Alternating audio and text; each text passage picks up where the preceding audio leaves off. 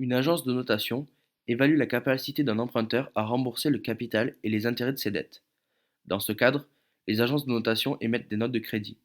Les agences de notation financière insistent sur le fait que leur notation est une opinion. Elles ne garantissent rien à personne et s'estiment être exonérées des conséquences de décisions prises d'après cette opinion. On peut en dénombrer environ 150 dans le monde, de taille et de vocation différentes. Dans le cas d'une entreprise cherchant à se financer, la notation obtenue sera déterminante pour les conditions de l'opération. Que ce soit par financement bancaire ou par émission d'obligations sur le marché, plus la note sera élevée et plus l'entreprise trouvera des fonds bon marché à des taux d'intérêt faibles. A l'inverse, une mauvaise note signifiera un taux d'intérêt élevé et des difficultés pour mettre sur pied un financement. La différence de niveau entre les taux d'intérêt constituera la prime de risque.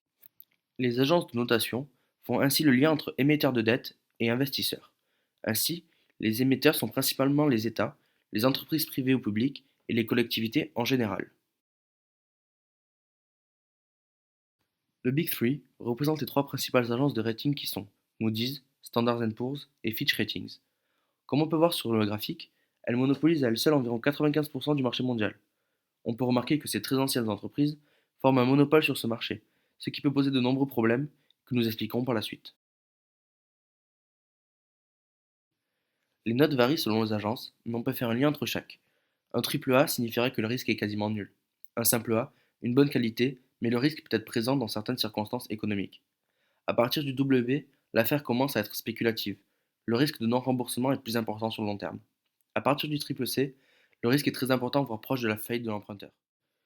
Le problème devient notamment important pour les entités situées dans la catégorie spéculative. En effet, les investisseurs institutionnels, principaux pourvoyeurs de fonds du marché, ne prennent pas de risques et n'investissent pas sur ce type de valeur. La note n'est pas figée et évolue ensuite tout au long de la vie des obligations. Une révision de la note à la baisse peut faire baisser le cours du titre visé. De même, un changement d'évaluation à la hausse peut faire monter le cours. Les investisseurs sont très attentifs aux modifications de notes ou aux mises sous surveillance des titres. Le modèle émetteur-payeur.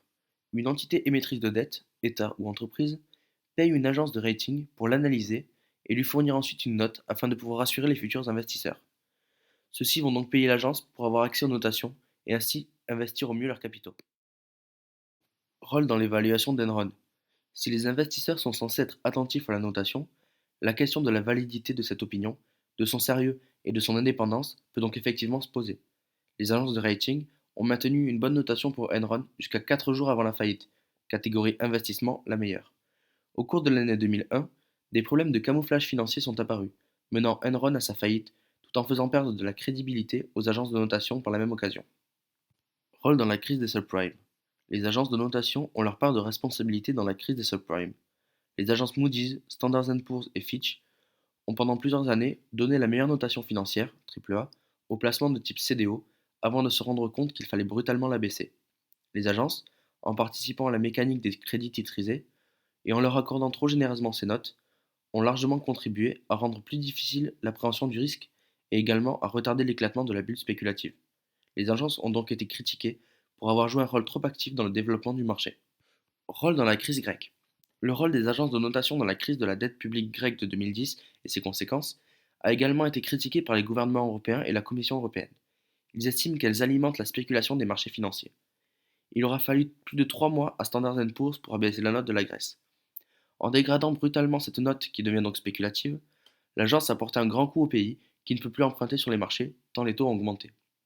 La Grèce est le premier pays de l'Union européenne à subir une telle crise systémique, et si les pays de la zone européenne se sont assemblés pour empêcher la faillite du pays, on mesure bien l'impact important de l'abaissement à retardement d'une note, en cas de défaut d'un pays indépendant économiquement et financièrement de toute entité. On peut voir sur cet écran la représentation de la commande CRPR sur Bloomberg concernant l'entreprise Google.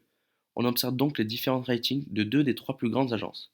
On peut ainsi remarquer à droite du mot Outlook, qui signifie perspective, qu'elle considère la notation de Google restant stable dans les futurs proches.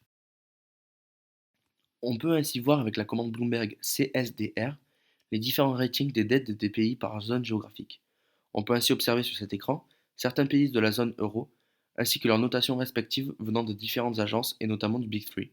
On constate ainsi que les Pays-Bas font partie des pays les mieux notés de l'Union européenne. Depuis le 18 septembre 2015, la France est désormais dotée d'une note AA2 avec perspective stable. L'agence de notation Moody's pointe la faiblesse de la croissance française à moyen terme. En effet, l'agence écrit dans un communiqué que la raison principale de cette décision tient dans la certitude de plus en plus forte que la croissance économique française restera faible à moyen terme, une tendance appelée à perdurer jusqu'à la fin de la décennie et constitue un obstacle de taille pour réduire significativement l'important fardeau de la dette française.